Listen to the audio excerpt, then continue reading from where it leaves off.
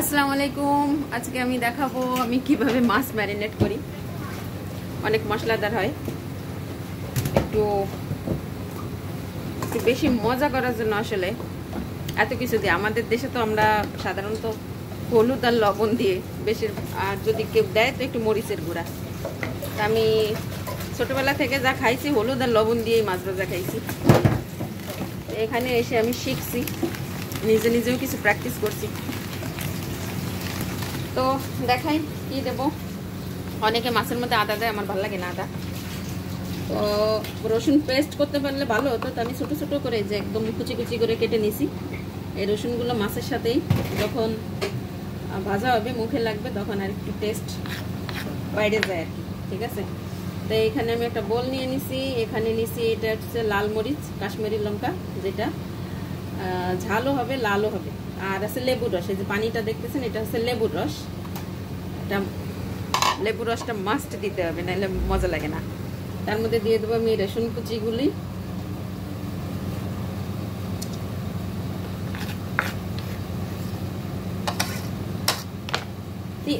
তিন কোয়া রসুন নিয়েছিলাম আমি কুচি করার জন্য।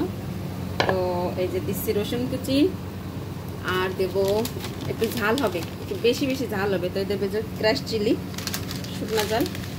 দেখেন লাল লাল মরিচের পাউডার তো দিছি, আবার ক্রাশ চিলিও দেবো, একটু বেশি ঝাল করে দেব। আর এটা হচ্ছে ফ্রেশ গোলমরিচ, আমি গুঁড়া করে রেখে দিছি। এক ডাব্বা রাখছিলাম, ইউজ করতে করতে এইটুকু আছে। এইখান থেকে দেবো খানিক।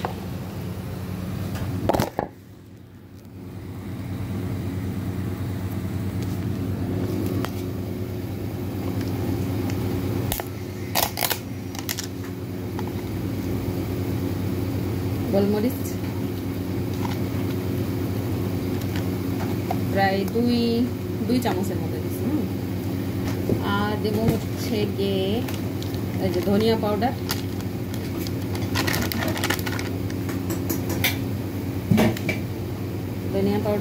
পরিমাণ মতো।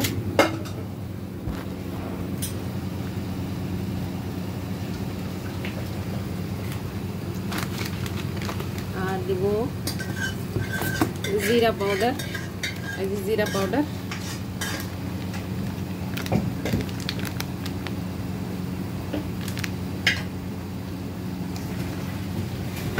ব্যাস।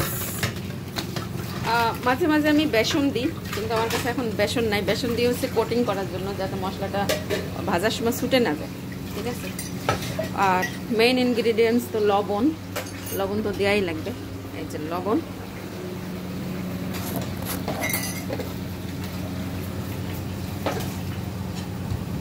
লবণ দিচ্ছি, হালকা একটু পানি। সিস্টার কেন ওপেন করবো? Thank you. এইটুকু পানি দিয়ে মশলাটারে আমি আগে গাঢ় করে, বেশি পানি দেওয়া যাবে না, একেবারে তরতরা পানি পানি করা যাবে না, হয়নি, আর একটু পানি লাগবে। Thank you. আমি হলুদ দিচ্ছি না, মাছ ভাজায় হলুদ না দিলেও চলবে, যেহেতু একটু লাল লাল করে ভাজা হবে, সেহেতু লাল মরিচের গুঁড়া ওটাই কাজ। ঠিক আছে।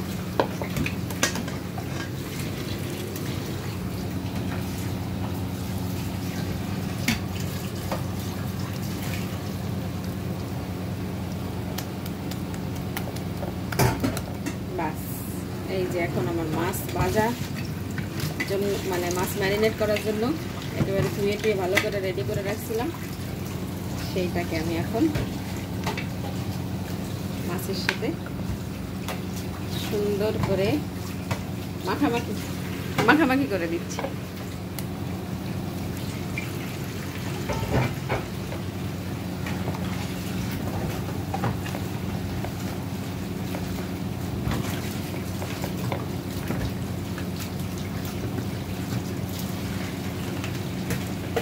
অবশ্যই এর সাথে আরেকটা জিনিস দিলে অনেক ভালো হয়, সুন্দর ঘ্রাণ আসে, সেটা হচ্ছে কসুরি মেথি, মানে মেথি পাতা, মেথির যে শাক শুকায় রাখে সেইটা। আমার কাছে ছিল, কোথায় যেন আছে, এখন কে খুঁজে বলেন, খোঁজার টাইম নেই। যা আছে, যা সামনে আসছে তাই দিই। তবে রসুন আর ইসের জন্য লেবুর রস, এতেই মাছের টেস্ট মনে করেন 1000 গুণ বাড়ায় দেয়।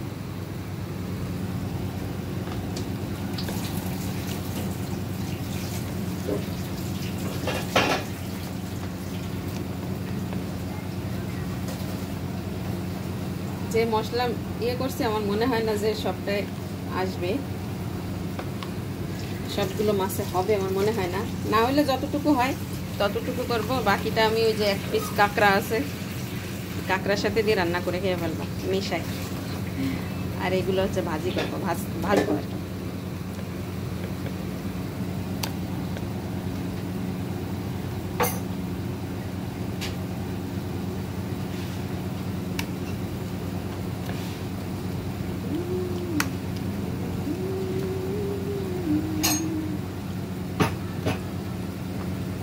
कल चमकेंगे अपना सितारा।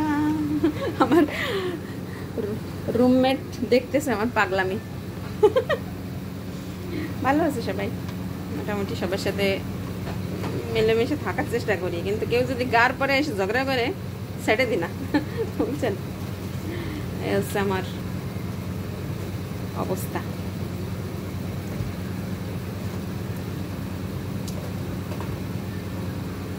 তবে এই মেয়েটা আমার রুমের মধ্যে যে কয়জন আছে সব কয়জনই খুব ভালো। পাশের রুমে এক আছে এক ধুন্দির সাথে একদিন বাইরে গেছিল।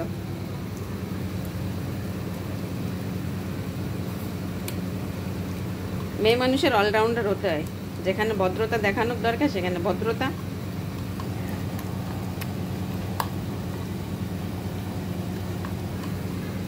আর যেখানে ঝগড়া করার দরকার হয় সেখানে ঝগড়া অবশ্যই করতে হবে, মেয়ে মানুষের অধিকার।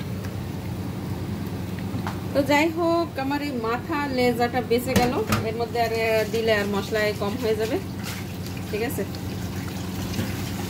তো এখন আমি আর দিলাম না, এখন এটা এই সব মিলে মশলার সাথে মাখামাখি হোক, ম্যারিনেট হোক, সন্ধ্যা এটাকে ফ্রাই করে খাবো। আর এই ডাব্বার মধ্যে একটা কাঁকড়া আছে, পরিষ্কার করে রাখছি, আর এগুলো দিয়ে একসাথে একটা স্যুপের মতো বানায় খেয়ে ফেলবো, ঠিক আছে না? ঠিক আছে, ভালো থাকেন, ভাসবো যখন তখন একটা ভিডিও দেবো, শর্ট ভিডিও দেখে নেন। আল্লাহ হাফেজ। মশলার যে ঘ্রাণ না, বানায় খেয়ে দেখেন এইভাবে, হ্যাঁ? তবে এখন যে আমার হাতের 12টা বাজবে, যে পরিমাণে মরিচ আমি ছানলাম। বাই, আল্লাহ হাফেজ, ভালো থাকেন।